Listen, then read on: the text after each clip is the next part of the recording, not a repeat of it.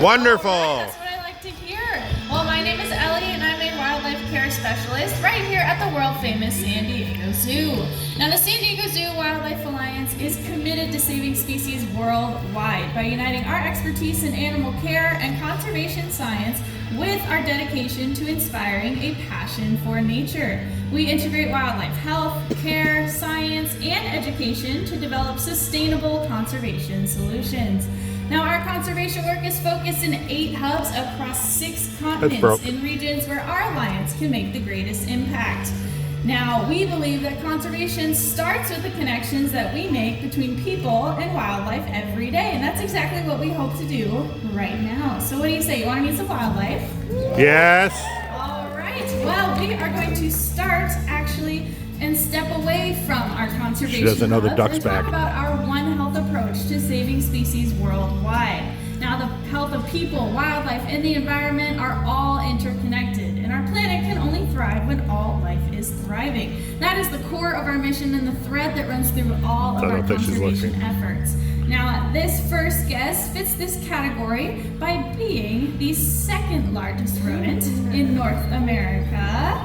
So please welcome one Dakota. of the cutest and youngest of our ambassadors. This is Dakota, our North American porcupine. He got spooked last time on stage, and he ran Now, out. he will be 2 years old in April, so he is still very young. But he is, He's like, never mind. I was gonna say not learning the ropes, but he is expanding his knowledge out here as an ambassador. Now, the first thing you might think of when you hear porcupine are probably those quills of theirs, right? Now, how many of us have heard that porcupines can shoot their quills? A lot of us. Well, I'm here to tell you that that is a myth. They cannot do that. They actually have to back into whatever is threatening them. So, if you are worried about getting quilled, or maybe even your pets, they are more likely, but if you ever see these guys maybe on a hike, anything like that, if you are unable to outrun She's like, I'll tell you where I want to go. I can't really help you with that problem, but if you are quilled, or maybe even your pets, the best thing to do is to pull them out as soon as possible. Unfortunately for the predator of the North American porcupine, their quills are specifically designed with a tiny microscopic barb on the end that is designed to dig deeper and deeper into the skin of whatever has been quilled. Now, that quill will actually move about a millimeter an hour. So if you leave them in, it will be much, much more painful to pull out. Now, they are covered in about 30,000 of these quills all over their body. You might be noticing from a distance, you see those white, yellowish colored hairs. Those aren't actually quills at all. Those are called guard hairs. Now, the reason they are longer than the quills is actually not only to hide the quills underneath, but also to give the porcupine that split-second warning that something is about to touch them. He is going a little bit rogue, but that's okay, it's adorable. He's showing off some of his climbing skills. But the reason they are able to kind of sense that split-second sensory motion is because if anything were able to sneak up on the porcupine, which you might wonder, how would they get that close without them knowing? Well, the porcupine, as a rodent, doesn't have the best eyesight, so they make up for this with their sense of smell and hearing. But if a very stealthy predator, say a bobcat, were able to sneak up, those guard hairs are a first split-second defense to let the porcupine know. Then in that split second, they will puff up all of those quills and do what we call show off the tutu of death. Now, as you notice, he is doing his adorable little dance, but if you see, he is kind of leaning back on his tail. Now, I like to call that his kickstand, but they use this tail almost like a fifth limb. So they are able to use it while they are climbing. They will either push themselves up with their tail, or they will use it as a balancing mechanism. Now, they are also able to swing that tail back and forth, up and down very quickly, as one of the best ways to defend themselves with those quills.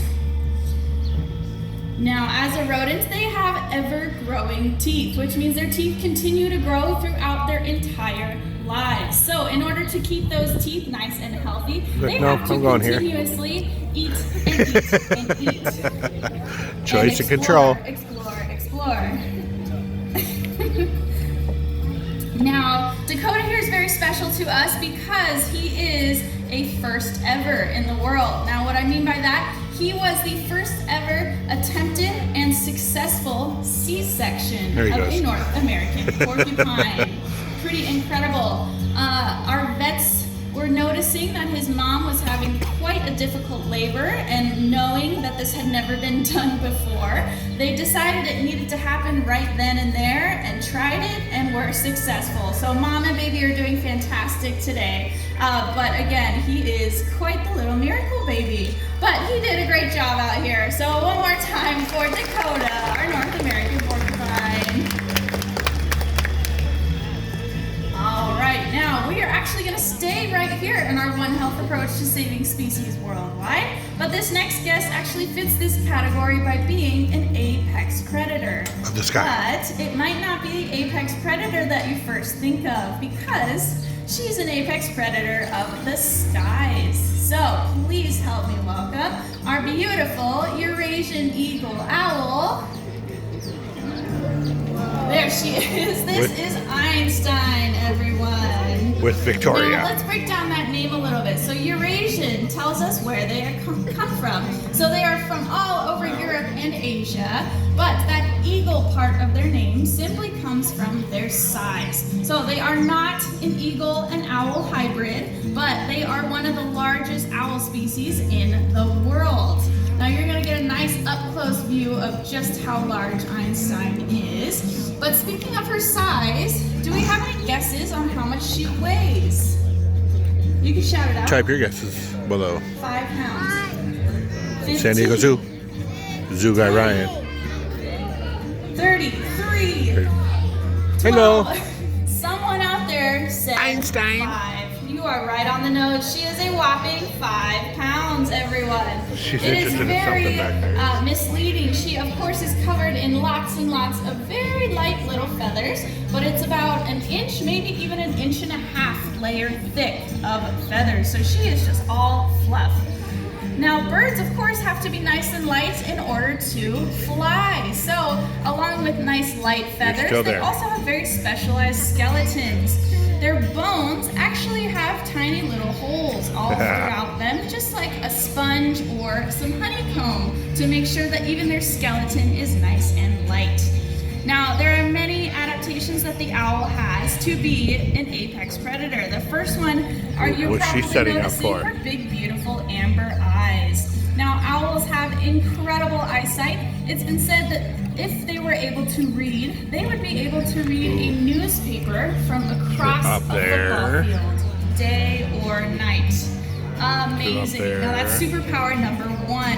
Superpower number 2. You might notice those cute little feather tufts on top of her head. Those are not where her ears are. That is just for camouflage.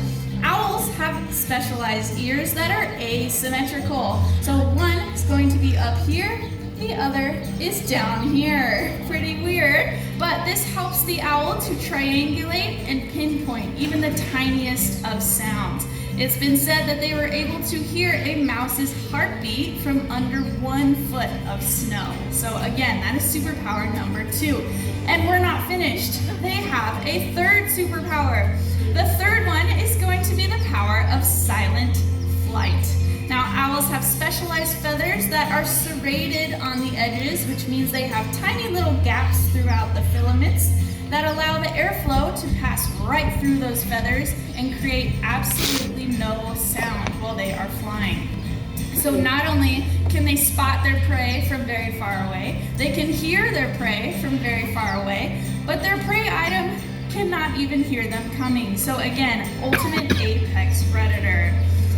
Well, we're gonna get one last view of our gorgeous Eurasian eagle owl. That was Einstein, everyone. She is amazing. Bye guys. All right. right, now for our next couple guests, You're I'm still actually here. going to pass you off to my co-care specialist. This is Shauna. There we go. Thank you, Ellie. Give it up for Ellie one more time. Yay! All right, is everybody having a good time so far? Of course. All right, guys, we're about to have an even better time. All right, now we are going to meet some pretty amazing wildlife ambassadors for the next rest of this presentation, so I'm very excited. This next wildlife ambassador not only represents our Amazonia Conservation Hub, we're working to preserve wildlife like the Andean bear, New World monkeys, orchids, and of course the habitat they all share, but she also represents one of San Diego Zoo's biggest conservation success stories that we have going around right now. Let me explain. Back in the 1980s, we had kind of a problem here in California. Our beloved California condor was almost extinct.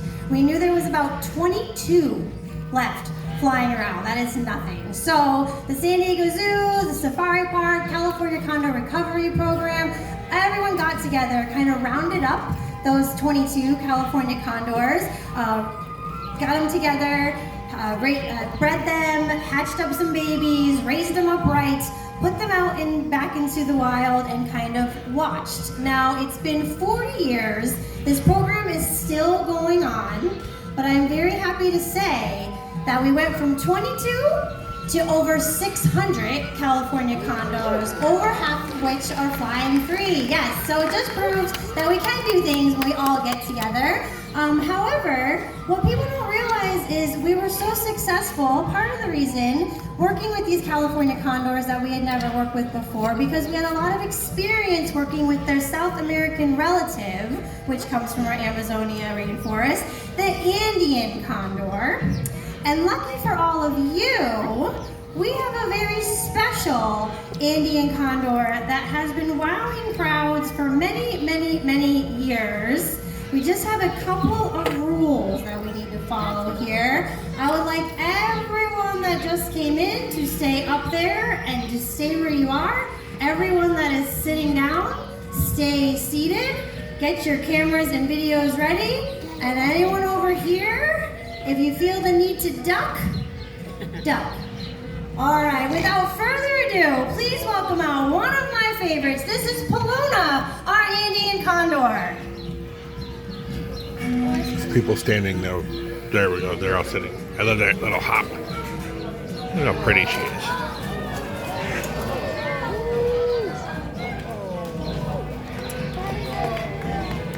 The duck in the water just popped up and was like, what the crap was that?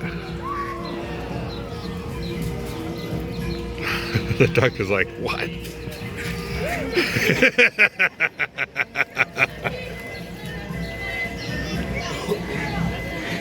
The duck is throwing her off.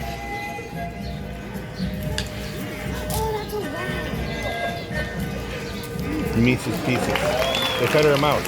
We call it Mises Pieces. Wow, isn't she amazing? I always get so excited. Duck was like, what the frick is going on here? Condors don't hunt live prey, so we're all right. All right, now, but condors are actually very important. That was an Andean condor. Like I said, her wingspan is 10 feet long, flying over your heads like that. But remember that even sometimes the not fluffy wildlife are very crucial to our ecosystem. Vultures actually are what we call the cleanup crew in our environment. And if it wasn't for them, then we'd have a lot of bacteria around, because they go around and they eat all of the parts of the prey items that the predators leave behind, if you get what I'm saying. So very important. And again, she's just so beautiful to be able to share with you. So thank you all so much. And one more time, that was Paloma, our Andean condor. Yeah. All right, now these next ambassadors are fan favorites. And they represent our African Savannah Hub. We're working to protect a lot of the big ones like giraffes, rhinos, zebras, lions, leopards, and of course, the cheetah. So speaking of cheetah, when she is good and ready, you will be meeting our South. Oh wait, dog! You're be meeting our dog. It's not a cheetah. This is What? Elvis. He is her companion, and this is Ilangha, our South African cheetah. With Melissa Now, before I get into talking and about Ellie. these two, just like you all were such amazing wildlife workers like we are, and you were great trainers, Please stay seated for this next part of the presentation. If you're just coming on in, just grab a seat for me right now because this cat will definitely be getting up close and personal to you if we can all cooperate. All right, so please have a seat right away if you want to see this cat up close. I trust me, it is worth it. All right, now again, this is Ilangha, our South African cheetah, and then Elvis is her little buddy. Now they have been together for 10 years, and they do everything together except for eat. No, it is not because the cheetah would do anything to the dog. It is because this dog has way too high of a food drive, and he would steal the cheetah's food. So we don't do that, right? However, we call these cats jokingly the scaredy cats of the Serengeti because they are apt to let any type of predator take their food away. And it's kind of a shame because they are such great hunters. Let me explain. Now, these cats are the fastest land mammals in the world. How fast can a cheetah run? Good job. Yes, up to 70 miles per hour. So when you are driving home on the highway, on your way home, make sure to imagine Ilangha running alongside your car. I'm sorry to interrupt myself one more time, sir, but can you please have her sit down? That is great. Thank you so much. All right, now, what's more impressive to me than 70 miles per hour is that acceleration, 0 to 60 in 3.4 seconds. Pretty impressive. And her entire body is built for getting up to those speeds. So those of you who are getting such a great look at her, just look at how that body is so streamlined. All that muscle in the back of her legs. She has what's called He's like, I'm at work, dude, leave me alone. Head, very small head for that 90-pound cat. That's going to give her more aerodynamics. Her claws that you guys are getting to see up close right photo. Semi-retracted, more like a dog's paws. That gives her traction. She has what we call built-in cleats, so she can grip that ground and get up to those speeds at a very fast rate. Now that beautiful long tail is actually very, very rigid, and the cheetah is able to do something spectacular when they're hunting down those gazelles.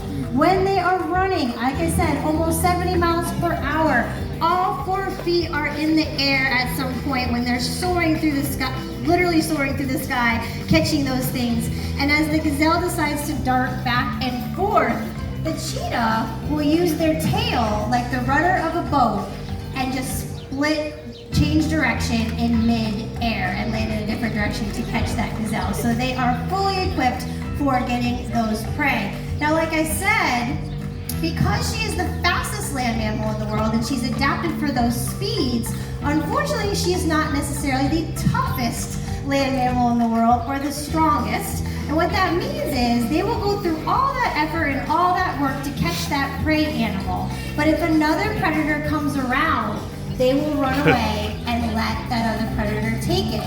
And that's the reason why the cheetah has those beautiful stripes down her face. I'll let you see them. They're right here. They're called her malar stripes. We call them her Serengeti sunglasses. Basically, it's so that they can hunt in the middle of the daytime in the bright sun and have the sun deflect away from their face, and they can do that. Otherwise, they would have to hunt at dusk and dawn with those other predators who would easily steal their prey. So nature has given them all these different ways to be able to survive in a different way that most cats would. Now, we are pretty passionate about cheetahs here at Wonderful Flow. We've been working with them for well over 40 years. And unfortunately, in the time that I have been a wildlife care specialist, their numbers have gone from about 15,000 to only about 8,000 left in the wild. And 100 years ago, there was 100,000 cheetahs around. So the numbers are going down. We are so passionate about them. We're trying to work with them. Ilangha was actually born right in our sister facility, the Sea Safari Park. She was the 159th cheetah born over there. And we're happy to say that we are the second most successful program of breeding cheetahs around, to try to keep them around for future generations. They did a fantastic job out here. That was Ilangha, our South African cheetah. And don't forget Elvis. He's incredibly important, her little companion. All right, now the San Diego Zoo Wildlife Alliance is creating a world where all life thrives, and never has this been more important. As first responders in the field, we are there applying a century's worth of wildlife knowledge to global conservation challenges. We collaborate, we innovate, we hope we inspire people and wildlife to thrive together for a healthy planet. Conservation is at the heart of everything we do here. So thank you so much for spending your day here and helping us with that. We hope you learned a few things about conservation today and enjoyed meeting our wildlife. And please have a wonderful day here at the world famous San Diego Zoo. Bye-bye, everyone. Thank you. San Diego Zoo, Zoo Guy Ryan.